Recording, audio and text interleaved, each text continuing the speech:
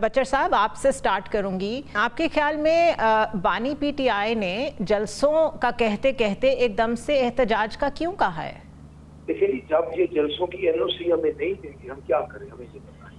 ہم این او سی مانگتے ہیں, یہ این او سی ہمیں شہر سے 5 کلومیٹر دور دیتے ہیں, اور پھر جو این او سی دیتے ہیں پھر اس این او سی پہ بھی یہ جس طرح یہ بہیو ان کا ہوتا ہے کہ ہمارے ورکرز کو گھروں میں چھاپے مارے جاتے ہیں اور کارڈن آف کر دیا جاتا ہے. لاہور میں جو کچھ انہوں نے کیا لاسٹ ٹائم اور سنجانی میں جو کچھ ہوا ہے, تو میرا نہیں خیال کہ یہ پتہ نہیں کس طرح اس ملک کو لے کے جا رہے ہیں.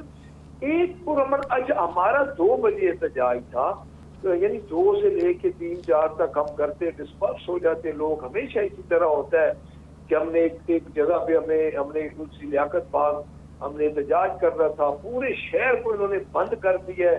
ہمیں نہیں سمجھ آ رہی کہ اس ملک کو کس طرف لے کے جانا چاہتے ہیں. ٹھیک ہے, قادر خان مندوخیل صاحب کو میں شامل گفتگو کروں گی. قادر صاحب, if I be the devil's advocate here, آپ احتجاج کر لینے دیں, جگہ ڈیڈیکیٹڈ ہو, یہ آئیں وہاں پہ جو کرنا چاہتے ہیں کریں, چلے جائیں. لیکن پچھلی دفعہ جگہ دے دی تو ٹائم ایسا رکھا جس ٹائم تک جلسے جلوس ختم نہیں ہو سکتے. جس طریقے سے ڈیل کیا گیا وہ آپ کے سامنے تھا. اس کے بعد لوگوں پہ کریک ڈاؤنس ہوئے, لوگوں کو اریسٹ کیا گیا کہ آپ نے وائلیشنز کی ہیں, ٹائم زیادہ تھا, ٹائم کم تھا. بڑی بچکانہ حرکتیں ہو رہی ہیں ایک ڈیموکریٹک کنٹری میں. آپ لوگ کم از کم, آپ گورنمنٹ کا حصہ ہیں, ان کو سمجھائیں کہ ان کو رائٹ ٹو پروٹیسٹ تو دے دیں, کم از کم اتنی تو پولیٹکس زندہ رہنے دیں اس ملک میں. محترمہ آپ نے درست فرمایا. اگر آپ آئین کی بات کریں, آرٹیکل 16-17 کے تحت بالکل احتجاج, جلسے, جلوس سب کا حق ہے.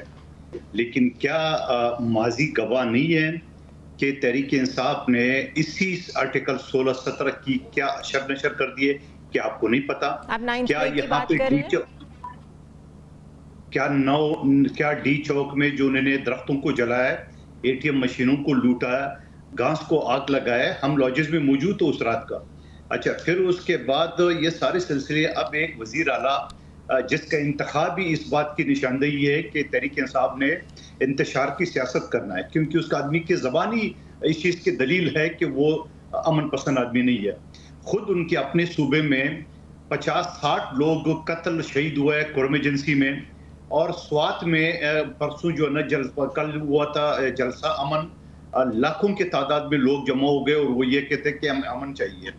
خود ان کے اپنے شہر میں, یعنی پشاور کے علاوہ پورا خیبر پختونخوا نو گو ایریا ہے حکومت کے لیے. تو مجھے بتا دے کہ آپ کا اپنا پورا صوبہ جو ہے نا وہ آگ میں جل رہا ہے, اور آپ اسی آگ کو پنڈی اور اسلام آباد یا لاہور کی طرف لے جا رہے ہو, اور پھر سرکاری مشینری کے ساتھ, سرکاری سیکورٹی کے ساتھ. یہ ساری چیزیں کون سا آئین اجازت دیتا ہے؟ اگر آپ آرٹیکل 16 کا دیتے ہیں تو آرٹیکل 16 کے ساتھ یہ کنڈیشن بھی ہے کہ یہ ساری چیزیں, تو میں یہ سمجھ رہا ہوں. اور پھر یہ لیاقت باغ کیوں, آپ اس چیز کی آپ نے غور کی ہے؟ لیاقت باغ کو کیوں منتخب کیا ہے؟ کیونکہ سامنے جی ایچ کیو ہے.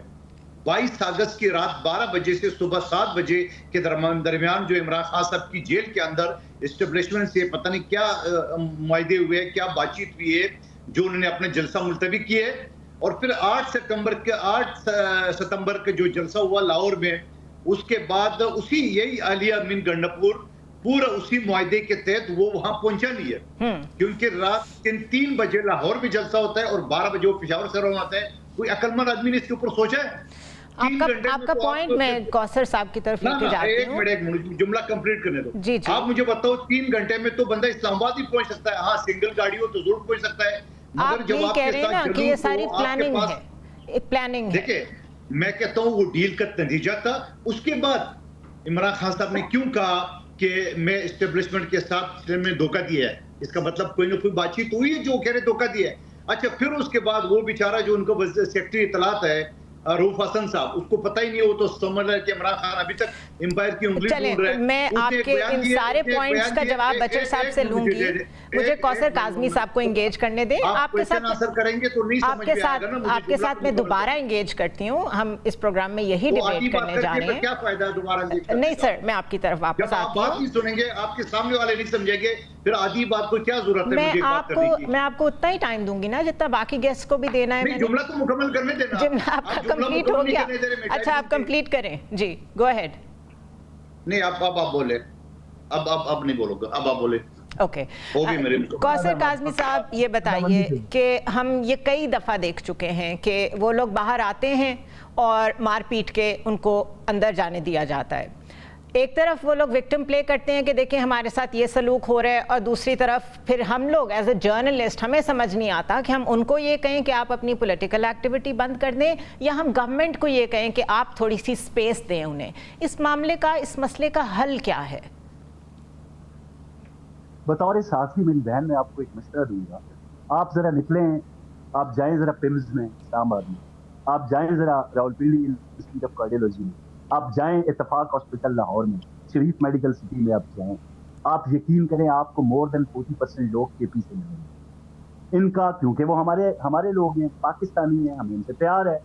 पंजाब के एक सूबा, एक मुल्क एक है, सूबे के लोग आते हैं, इलाज, मुआवजा, तालीम, हर चीज, कारोबार उन अफराद का पंजाब में है, और पंजाब उनको वेलकम करता है। अब इनके पास उनको देने के लिए कुछ नहीं है। अब अली अमीन गंडापुर हो या बुजदार हो, आप एक जरा मुनसफाना राय दे दें, ये लोग अवाम को कुछ देंगे? जो एक क्या तासुर देना की कोशिश करते हैं, जब क्लैशनकोफ उठा के एक सूबे का वजीर आला जो है वो एक वैन के शीशे तोड़ रहा है और बाकायदा उसकी वीडियो बनवा के लोगों को दिखा रहा है। तो मेरी बहन, इशू ये है कि इस वक्त केपीके के अंदर लोगों का जीना मुहाल किया वैन अफराद, वहां पे उनको बेसिक जो सहूलियात है जिंदगी की वो मुयस्सर नहीं है। अमन और अमान का मामला है जिसकी रोकथाम के लिए कुछ नहीं कर रहे। जिन लोगों ने पाक फौज को वहां पे जानी माली नुकसान दिया था, ऑपरेशन रद्द फसाद की बात कर रहा हूँ, उसके बाद जितनी भी दहशत गर्दों को वहां से भगाया गया था, क्या आपको नहीं पता खान साहब उनको वापस ला के उन्होंने उनको सवात में और मालाकंड में बसाया था? हमारे पास ये मुसद्दका इत्तलात है, क्योंकि केपी के अवाम को तो इन्होंने किसी हाल का नहीं छोड़ा। वो तो किसी एहतजाज के काबिल भी नहीं है जो उनकी जिंदगी जिस तरीके से चल रही है। तो एक शरपसंद अनासर का टोला, अली अमीन गंडापुर, जिसको किसी अखलाकियात की परवाह नहीं है, किस मुल्क की परवाह नहीं है, वो उनको साथ लेके चलता है। या ट्रैक्टर आ रहे हैं, क्रेन आ रहे हैं, सुबाई जो सरकारी मशीनरी है उसका इस्तेमाल किया जा रहा है। और आते ही आज इन्होंने क्या किया, पंजाब पुलिस पर शेलिंग बरसाई इन्होंने। क्या कोई मुजाहिरीन इतने तरबियत याफ्ता हो सकते हैं? मुजाहिरीन ने शेलिंग की है, आप चला सकते हैं शेलिंग? बाकायदा तौर पर पंजाब पुलिस पर शेलिंग का सामान वो हमरा लेके आए थे, और वो कोई तरबियत याफ्ता आदमी ही कर सकता है। तो मैं ये बरमला और मुसद्दका इत्तला आपको दे रहा हूँ कि ये इनके एहतजाज में शरपसंद अनासर शामिल होते हैं। ये एक और सानिया 9 मई करना चाहते हैं।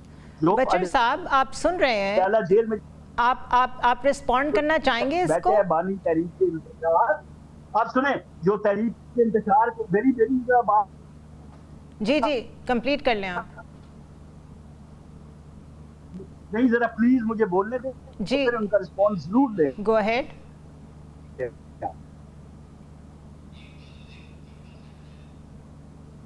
तहरीक इंतशार का जो बानी है लैला जेल में बैठा हुआ है, उसको लाची इत्तला है, उसको हर हाल में कदार चाहिए हो, वो हवस। उसने साने 9 में लोग मरवाए, लोगों के बच्चे मरवाए। बाद में क्या कहा कि आप देखें जी, अगर कुछ लोग वीडियोस में हैं, सीसीटीवी फुटेज में है, तो आप उनको पकड़ें। तो ये तो बाकायदा तौर पर दोबारा लोगों के बच्चे मरवाएगा, तो होश के नाखून लेना चाहिए उन चंद अफराद को जिनके साथ हैं। सोशल मीडिया पे बेशक ये बहुत ज्यादा शोर मचाते हैं, कभी यूएई की वीडियोस लग रही होती हैं, कभी यूरोप के ममालिक का एहतजाज दिखा के लोगों को बेवकूफ बनाते हैं कि हमारे साथ जमे कफीर है। पहले लाहौर ने इनको रद्द किया, आज दिल्ली ने इनको रद्द किया।